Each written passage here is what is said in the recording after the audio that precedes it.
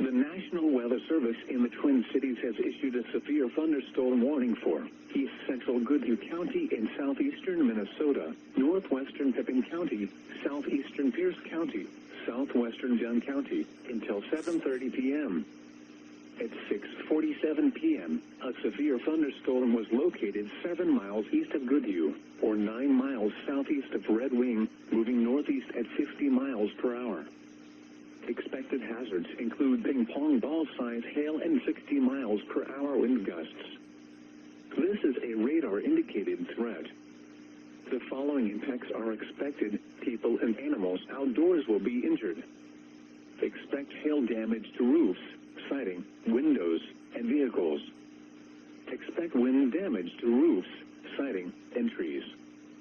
This severe thunderstorm will be near Stockholm and Frontenac around 7 p.m. Other locations in the path of the severe thunderstorm include Plum City, Durand, and Old Galley.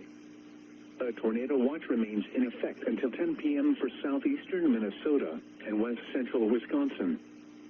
For your protection, move to an interior room on the lowest floor of a building. A tornado watch remains in effect until 10 p.m. for southeastern Minnesota and west central Wisconsin.